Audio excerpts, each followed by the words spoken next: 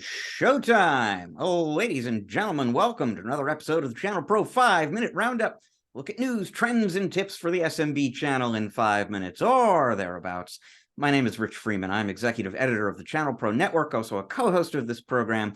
I am joined this week, as I am every week, by your other co-host, Eric Simpson, business transformation and improvement advisor to MSPs and other IT providers. Eric, where are you and how you doing? I'm in sunny San Diego at James Kernan's Millionaire Mastermind event. Rich, James Kernan, friend of the show, community leader, coach, consultant to MSPs. He invited me down to do a session on selling cybersecurity. So, something that is very topical these days.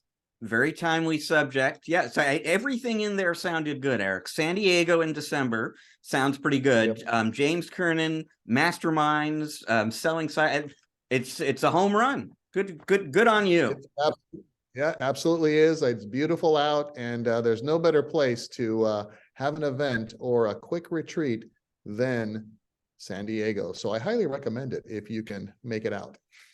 Agreed. Well, let's dive into our top story of the week here, folks. And I will proudly say this was something that was announced actually earlier this week at a ChannelPro online event. Comes to us from CompTIA, and it concerns a new security-related credential that they've created. So just to kind of set it up a little bit, wouldn't it be great if there was some way to kind of establish either for an end user who you're trying to do business with and is very concerned about security, or even better, maybe to a cyber insurer, that you utilize a complete spectrum of recognized industry best practices that you've been validated by an outside party as someone who does the right things in security. Because you can imagine if you had that kind of validation, you from the cyber insurers, for example, you might be able to get coverage, cyber insurance coverage for your customers more easily. You might be able to get lower rates. You might be able to get higher limits, etc. Now, there are things like this out there in the world today that theoretically you can get. And the most obvious example is a SOC 2 Type 2 audit and the certification that comes with that. Very involved process and very expensive. So what CompTIA has soft launched this week, and with a formal launch expected next March, is what they're calling their cybersecurity trust mark. And it is a credential that you can earn working with CompTIA. They've gone out to like the NIST cybersecurity framework and CIS and ISO 2700, a lot of the top industry recognized standards or frameworks rather, pulled out controls that are relevant to MSPs and created this very MSP specific set of controls that you would need to prove that you are utilizing in order to get this trust mark. There's a whole process that they've kind of set up for this. They envision this as a 3-stage process because there's a lot going on there. There's what they call the readiness path. When you decided that you want to get the credential, you come in, you do an assessment of where you are against where you need to be. They help you out with that a little bit. Then there's a self-attestation stage where you audit yourself, basically, and your compliance with these controls with a little bit of oversight from CompTIA and an accreditation board that they're forming. And then finally, there's the fully audited stage where an outside auditor selected by CompTIA to be part of this program comes in and audits you. They deliver the audit report to the accreditation board. If everything's thumbs up, you now get the trust mark and the benefits that come with that. So this is one of those examples, Eric, of something that is needed in the industry, needed in the channel that almost nobody else out there is positioned to do quite the way CompTIA is. They've been doing certifications as a sort of neutral, respected third party for a long time. There are vendors out there, and ConnectWise is the obvious example, that have MSP-specific frameworks. Nobody has really created a standard, and there's really no one company out there that's really going to be in a position to get that standard recognized by the cyber insurance companies, recognized by the end users. CompTIA is sort of ideally positioned to do this, and now they are doing it. Yeah, you're absolutely right, Rich. I mean, they are the best positioned to do this. And, to add this along with their other trust marks is a real value add for MSPs and MSSPs. And candidly, we've been talking about, on the show in the past, the opportunity for folks to come in and really make changes that can affect, the entire community, channel pros, MSPs, and CompTIA has a proven track record of developing these trust marks and deploying them, and it does create a distinction. And in my session today here at the Millionaire Mastermind event, I talked about the importance of aligning our product portfolios to meet the requirements of cyber liability insurance carriers for MSPs and channel pros and customers. And what better way to demonstrate compliance ourselves than with a trust mark that is, delivered through an objective third party like CompTIA, and then to craft our services and solutions to align with that trust mark that we deliver to our clients. I think it could help accelerate, the confidence that's needed in these carriers to say, oh, okay, we will accept a policy or deliver and approve a policy not only to the MSPs but to their customers, and like you said, Rich, to help them negotiate better rates and to basically have that MSP pre-approved for policies for their clients moving forward. Almost like when we go buy a house, we want that that pre-approval, so that when we go find the house that we want, it reduces the amount of paperwork and probably puts us in a better position for claims when they're filed by customers to be approved, knowing that we've demonstrated that they are maintaining compliance to those policies' minimum standards. Yeah, I mean, worth mentioning, CompTIA is already talking to one or two cyber insurers. They have much more ambitious plans in terms of getting the standard recognized by the cyber insurance carriers, but they're already talking to cyber insurers, and that MSP-specific set of controls I was talking about before was designed in part based on input from the cyber insurance companies. So they, CompTIA is very much thinking about what is it that the cyber insurers are interested in and building that into the entire design of this program. So, like I said, soft launch this week, a full-blown launch scheduled at this point for March. If you look up the show notes for this episode, you will see a link to an article I wrote about this earlier in the week. Contained within that article is a link to the wait list that CompTIA has opened up this week. If you are interested in getting on the wait list for this when March comes around, you can go ahead and sign up for that just by clicking through from my story. So Eric, time for your tip of the week, and it is another New Year's related suggestion. Absolutely, Rich.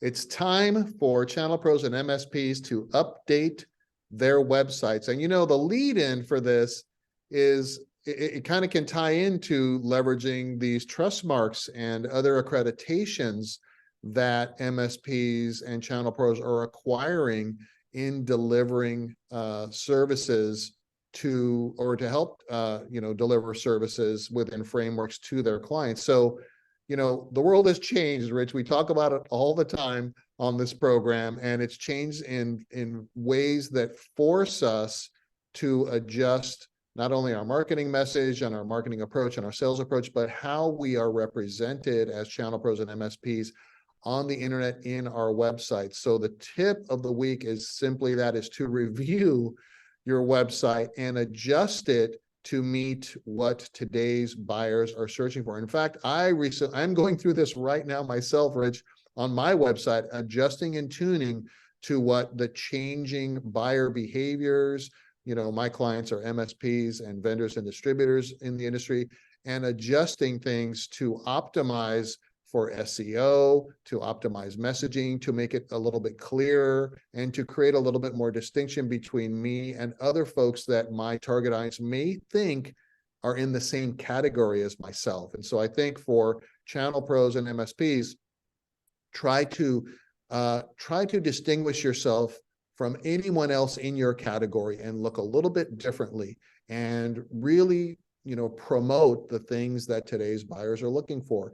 Cybersecurity, enhanced cybersecurity, remote workforce support, hybrid workforce support, and cloud.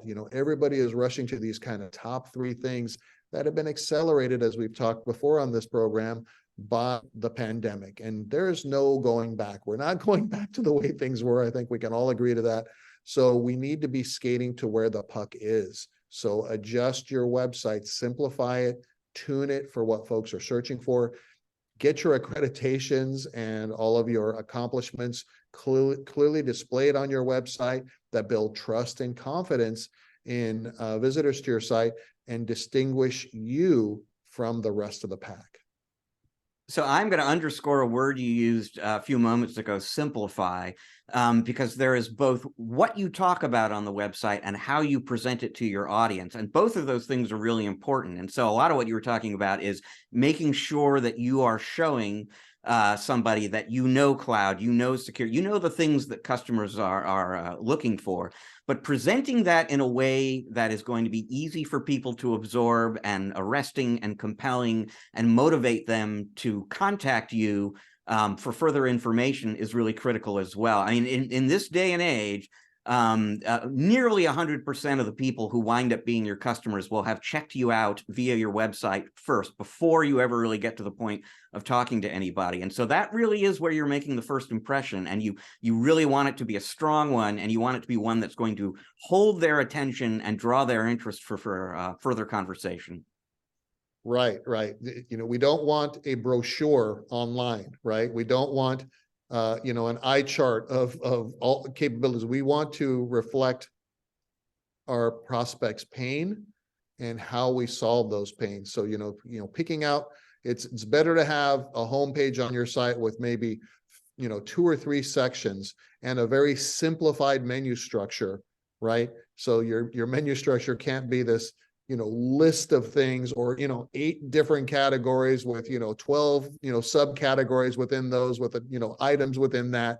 It's got to be really, really simple. And it's got to be, it's got to connect with that visitor's, emotion and, the pain points that they're looking to solve. So simpler is better. The idea is to get them to fill out a contact form. So offer them something on the homepage, on every page at the very top of the site. Don't put it down at the bottom and hope they find your newsletter sign up. And I'm guilty of that myself, right? But reflect that, give them, tips on strengthening cybersecurity, some kind of, digital asset that they can download where you're capturing their contact information and can trace it back and then reach out to them and follow up. Really, you're trying to capture visitors' contact information so that you can follow up with them. So your page can't be just this kind of static brochure, a menu from a restaurant kind of a thing, right? It's got to elicit emotion. It's got to build trust and confidence in you, i.e. back to, accreditations, testimonials, things like that. And then offer them something to capture their contact information, something of value. I think the days of the free network assessment and things like that, free security assessment, I would argue, register for an assessment, but, the free thing, that's what everyone else is doing. I think you want to give them something of value that they can download and build trust and confidence in you. The top 10 things that you can do to strengthen your cybersecurity right now as a business owner, top 5 tips, something that they'll see value in, download. Now you've got their contact information and you can follow up with them about that. So critical advice and a perfect time of year to heed it. New look for a new year. Thank you for that, Eric. It leaves us with time for just one more story. Basically, we're going to add an item to the seemingly endless list of things people really shouldn't need to be told. This particular instance comes from my home state of Washington. It snowed here not too long ago. There was an instance in which a state patrol trooper pulled over a motorist on a highway here and cited them, gave them a $553 ticket actually for driving with snow on their car. And you're thinking, snow on their car, so what? We're not talking snow on the hood or on the top of the car. Every window on this car was covered in snow, both windshields. Apparently somebody called 911 and said there's, somebody driving erratically on the road because, they couldn't actually see where they were going because of the snow. And as the officer, I'm looking at an Associated Press story about this, and the officer who issued the ticket dryly said, we urge people to remove all snow from vehicles before hitting the road, particularly the windshields. Again, you really shouldn't need to be told this. Yeah, Rich, no words. I think, visibility is important when you're navigating, any vehicle. So, yeah, scratching my head on that one. I think it should be, common knowledge that you need to scrape your windshields and be able to see out of them. I can just see, like, what is this? Some kind of a, snowball driving down the road? Not a good look. Yeah. Thankfully, nobody was hurt, by the way, except for the wallet of the person who got cited. That was $553 worth of pain there, but well earned, I would say. Well, folks, that is all the time we have for you on the 5-Minute Roundup this week. We're going to be back again next week with another episode for you. You know what? We are both a video and a podcast. So if you are watching the video right now, but you would be interested in listening to the podcast, go to wherever it is you get your podcasts, whether that's Google or Apple or Stitcher or Spotify, you name it. You're going to find us there. You can subscribe, you can rate, you can review. We would thank you very much if you would do all three of those things. If you are listening to the podcast but curious to check us out on video, easiest thing to do is go to the ChannelPro Network channel on YouTube. Once again, there you can become a subscriber, and if you click that little bell icon, you'll even find out every time a new episode becomes available. You can read more about the cybersecurity trust mark from CompTIA and all sorts of other stuff about what's happening in the industry and how to grow your business at channelpronetwork.com. Every day we've got great stuff for you coming on every day. And if you want to learn more about Eric and the work he does with his clients, you want to visit ericsimpson.com. That is ERICK Simpson.com. So once again, we thank you for joining us in the 5-Minute Roundup. We'll see you again next week. Until then, folks, please enjoy the rest of your week. Eric and I are enjoying the rest of your week already.